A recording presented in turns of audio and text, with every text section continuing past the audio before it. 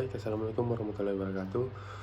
Perkenalkan, nama saya Nima Mardiansyah, berasal dari kelas P3KC 2024 dengan NIM 24020901047. Saya membuat video ini guna untuk memenuhi tugas dari mata kuliah Sistem Operasi.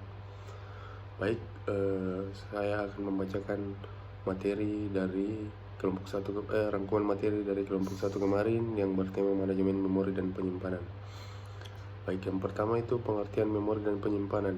Memori dan penyimpanan adalah komponen penting dalam komputer namun memiliki fungsi yang berbeda.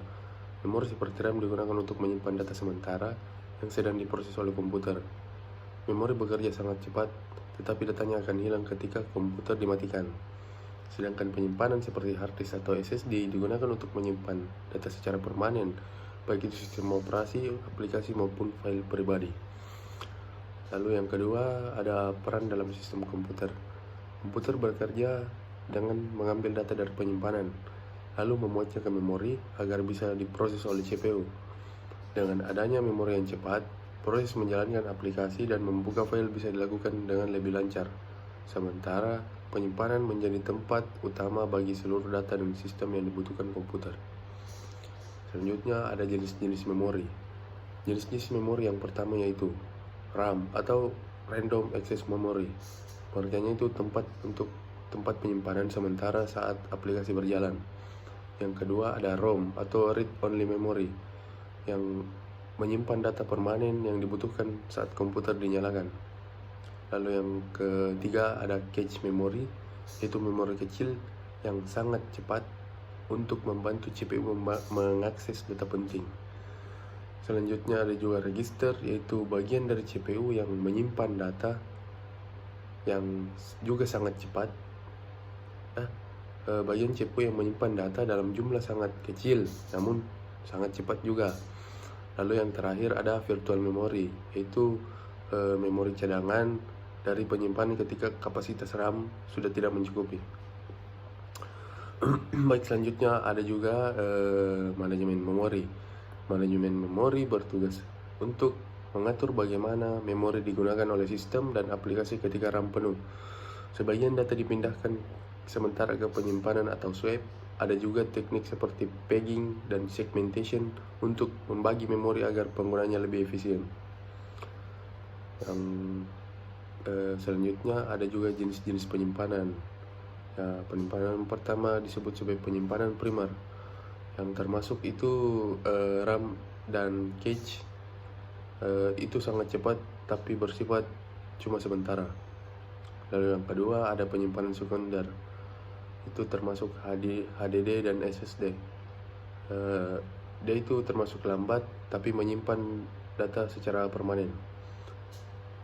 Yang ketiga ada flash storage, itu USB flash drive atau kartu memori yang gampang dibawa dan sangat cepat, cukup cepat lah. Yang keempat ada cloud storage, yang penyimpanan yang berbasis internet bisa diakses di mana saja asal kita punya internet seperti Google Drive, Dropbox dan lain-lain. Lalu yang terakhir ada itu penyimpanan optik yang bentuknya kayak kaset atau CD. Cuma sekarang sudah jarang digunakan. Lalu materi selanjutnya itu hierarki memori. Hierarki memori mempunyai urutan yang tercepat dan yang paling lambat, yaitu register, lalu cache, lalu RAM, dan penyimpanan. Semakin cepat memori, semakin mahal dan semakin kecil kapasitasnya. Yang selanjutnya yaitu perbandingan antara memori dan penyimpanan. Perbandingan dari kecepatan, memori lebih cepat dibandingkan penyimpanan. Lalu dari sifat data, memori bersifat sementara penyimpanan bersifat permanen. Terus kapasitas, penyimpanan umumnya memiliki kapasitas yang sangat besar, lebih daripada memori. Lalu dari fungsi itu, memori fungsinya hanya untuk proses yang sementara untuk penyimpanan, untuk menyimpan data jangka panjang. Lalu ada tantangan dan solusi. Memori atau penyimpanan cepat penuh, itu tantangan, dan solusinya itu yaitu kompresi data, upgrade hardware atau gunakan cloud. Yang kedua itu tantangannya kecepatan akses lambat. Ya, solusinya itu gunakan SSD atau cache memory. Dan yang terakhir, data hilang karena kerusakan. Ya, solusinya itu harusnya kita melakukan backup sebelumnya. Di bagian akhir kita punya kesimpulan, yaitu manajemen memori dan penyimpanan sangat berpengaruh terhadap performa sistem komputer. Dengan pengelolaan yang baik, komputer bisa bekerja lebih cepat, efisien, dan stabil dalam menjalankan aplikasi namun menyimpan data penting. Baik, terima kasih.